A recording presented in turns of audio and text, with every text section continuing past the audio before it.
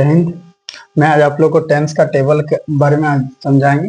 Tense का table समझने के पहले थोड़ा टेंस को देख लेते हैं। अगर टेंस बोलेगा क्या टेंस कितने प्रकार के होते हैं, तो चलिए देखते हैं। टेंस अगर बोलेगा, ठीक है, ऐसे नॉर्मल रूप में अगर तो टेंस को हिंदी में क्या बोला जाता है, काल बोलते हैं। और टेंस का अगर प्रकार बोलेगा तो सबको जानता ही है, 3 प्रकार का होता है। एक आप जाके प्रेजेंट टेंस, ठीक है, दूसरा पास्ट टेंस और तीसरा फ्यूचर टेंस, ठीक है। टेंस कितने प्रकार का होता है अगर कोई पूछेगा तो क्या बताइएगा? प्रेजेंट टेंस अगर इसका हिंदी बोलेगा तो वर्तमान काल, पास्ट टेंस अगर इसका हिंदी बोलेगा तो भूतकाल, और फ्यूचर टेंस इसका हिंदी बोलेगा तो भविष्य काल। अब प्रेजेंट टेंस भी 4 प्रकार का होता है, पास्ट टेंस भी आपका जगह 4 प्रकार का होता है, और फ्यूचर टेंस भी 4 प्रकार का होता है। चारों प्रकार का फॉर्मूला जानेंगे और उसका एक एक एग्जाम्पल आज सीखेंगे।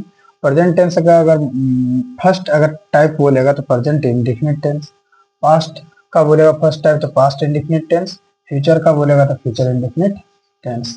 पास्ट प्रेजेंट इंडेफिनिट टेंस का अगर रूल बोलेगा, ध्यान दीजिएगा, प्रेजेंट इंडेफिनिट टेंस में क्या होता है, subject plus V1 plus V1 के साथ या तो एस लगाना है या फिर एस। एस कब लगता है और एस कब लगता है? अगर आपको सब्जेक्ट के रूप में, सब्जेक्ट अगर सिंगुलर रहेगा, ठीक है, सब्जेक्ट अगर सिंगुलर रहेगा तो उसमें तो V1 का यूज होता है, और V1 को अपने आप में क्या बोलते हैं, प्लूरल। और सब्जेक्ट प्लूरल रहेगा, सब्जेक्ट क्या रहेगा, प्लूरल। तो अब क्या करेंगे, V1 जब सब्जेक्ट सिंगुलर रहेगा तो V1 में एस या एस जोड़ देंगे, क्योंकि सब्जेक्ट सिंगुलर रहेगा तो वर्ब भी क्या होना चाहिए, सिंगुलर। जब V1 में एस या एस जोड़ देते तो क्या बन जाता है, सिंगुलर बन जाता है। लेकिन जब V1 अपने आप में रहता है तो उसको क्या बोलते हैं, प्लूरल। ध्यान दीजिएगा, अगर सब्जेक्ट सिंगुलर है तो वर्ब भी क्या होना चाहिए, सिंगुलर होना चाहिए। अब वर्ब को सिंगुलर बनाने के लिए V1 में क्या करेंगे, एस या एस जोड़ देंगे, ठीक है, तभी जाके सब्जेक्ट को क्या बनेगा। जब भी सब्जेक्ट को वर्ब को अगर सिंगुलर बनाना है तो वर्ब में एस या एस क्या करना है, ऐड करना है। तो चलिए देखते हैं। अगर प्रेजेंट इंडेफिनिट टेंस बोलेगा तो प्रेजेंट इंडेफिनिट टेंस में सब्जेक्ट होता है वर्ब, और वर्ब में एस या एस जुटेगा। अब देखना कि सब्जेक्ट सिंगुलर है कि प्लूरल, उसके बाद क्या लगाना है, ऑब्जेक्ट। जैसे कोई एग्जाम्पल अगर देखेंगे तो जैसे एक लड़की, सीमा गो टू स्कूल, सीमा कहाँ जाती है, स्कूल जाती है। यहाँ सीमा क्या है, सब्जेक्ट है, गो क्या हो गया, वर्ब हो गया, और ये क्या हो गया, स्कूल। यहाँ वर्ब इनफाइनाइट वर्ब है, ठीक है। इसी तरह पास्ट इंडेफिनिट में देखेंगे, पास्ट इंडेफिनिट में रूल्स होता है subject plus V2 plus object. तो सब्जेक्ट क्या है, जैसे सीमा वेंट टू स्कूल, सब्जेक्ट हो गया सीमा, वर्ब गो का सेकंड फॉर्म क्या होता है, वेंट। गो का अगर बोलेगा V1 अगर गो का बोलेगा तो गो ही होता है। V2 मतलब वर्ब का फर्स्ट फॉर्म, V2 बोलेगा तो गो वेंट, और V3 फॉर्म बोलेगा तो क्या होता है, गो वेंट गॉन, ठीक है। पास्ट इंडेफिनिट में subject verb plus object, Seema went to school. यहाँ V2 गो का V2 क्या हो गया, वेंट।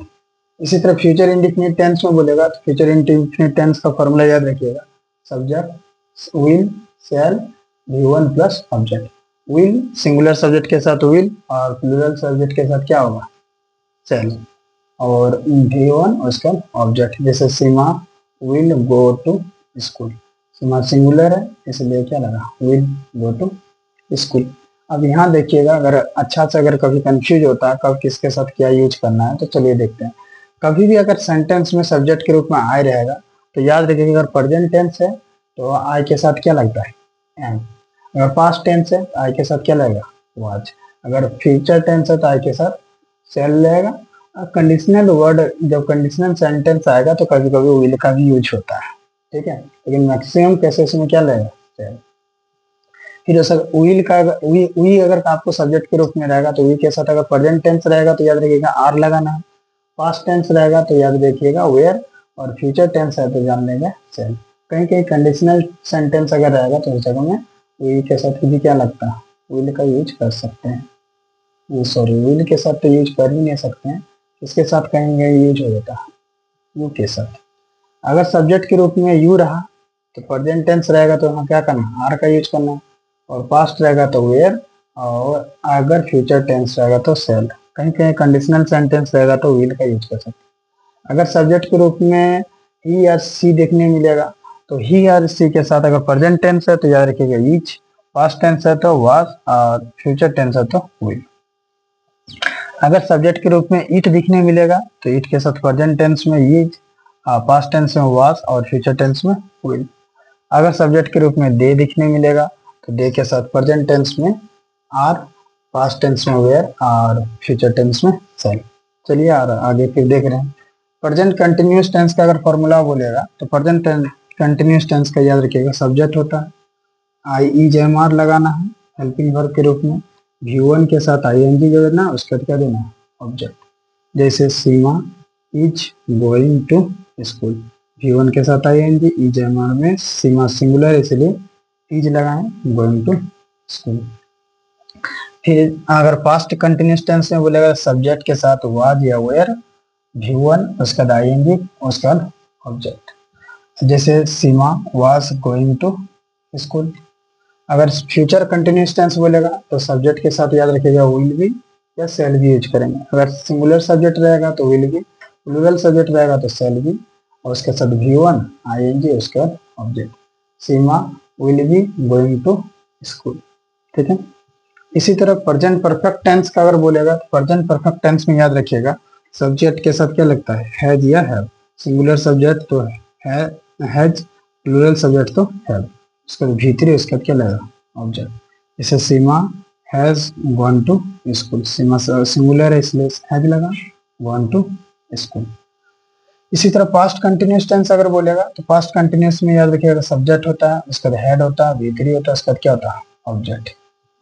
जैसे सीमा एग्जाम्पल में सीमा हैड गॉन टू स्कूल, ठीक है। फ्यूचर कंटिन्यूस टेंस में बोलेगा तो सब्जेक्ट के साथ विल, हैव और सेल हैव, V1 उसका ऑब्जेक्ट। अगर सिंगुलर सब्जेक्ट रहेगा तो विल हैव, प्लूरल सब्जेक्ट रहेगा तो सेल हैव, उसका V1 V3 लगाना और क्या देना, ऑब्जेक्ट। जैसे सीमा विल हैव गो का V3 क्या होता है, गॉन, गॉन टू स्कूल। अगर प्रेजेंट परफेक्ट कंटिन्यूस टेंस बोलेगा तो प्रेजेंट परफेक्ट कंटिन्यूस टेंस बोलेगा तो ध्यान दीजिएगा सब्जेक्ट के साथ हैज बीन लेगा, या तो हैज बीन या हैज बीन, और उसके बाद V1 के साथ ING और ऑब्जेक्ट जोड़ देंगे। थोड़ा कंफ्यूज नहीं होइएगा कि परफेक्ट टेंस में हैज हैव आता तो V3 लगता है, यहाँ हैज हैव है फिर भी V1। यहाँ प्रेजेंट परफेक्ट कंटिन्यूस है, कंटिन्यूस के चलते ही हैज बीन, और हैज बीन के साथ V1 के साथ क्या जुटेगा, ING जुटेगा, उसके बाद ऑब्जेक्ट लगाना। जैसे Seema has been going to school, Seema has been going to school. Past perfect continuous tense में अगर बोलेगा तो याद रखिएगा EJMR का पास्ट तो पास्ट में यहाँ बता ही दिए। अगर हैज का पास्ट बोलेगा, हैज या हैव का अगर पास्ट फॉर्म कोई पूछेगा तो हैज और पास्ट फॉर्म का याद रखिएगा हैड होता है, ठीक है। ये प्रेजेंट फॉर्म में अगर है तो हेल्पिंग वर्ब के रूप में इसका पास्ट फॉर्म क्या होता है, ये पास्ट फॉर्म हो, पास्ट फॉर्म, और ये क्या हुआ, प्रेजेंट फॉर्म। हैज आपका प्रेजेंट फॉर्म है और हैज आपका ये क्या है, पास्ट फॉर्म, ठीक है। हैज हैव रहे तो उसको हैड में कन्वर्ट कर देना। जैसे सब्जेक्ट हैड बीन, V1 उसका ING।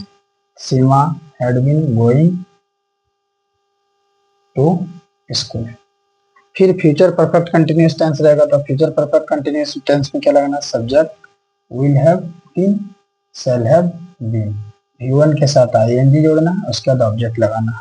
जैसे Seema will have been going to school. इस तरह से पूरा टेंस का टेबल चार्ट हो गया। अच्छा से अगर इसको अगर पूरा अच्छा से याद कर लेते हैं तो ग्रामर का कहीं भी आपको प्रॉब्लम नहीं होगा। साथ ही साथ हम टेबल भी बता दिए और कुछ यहाँ प्रेजेंट हेल्पिंग वर्ब का present past form, past future form भी बता दिए, और ये भी बता दें V2 V3 कैसे होता है, V1 कैसे होता है, सिंगुलर प्लूरल भी बता दें। जय हिंद, आज के लिए इतना, नेक्स्ट क्लास कल करेंगे।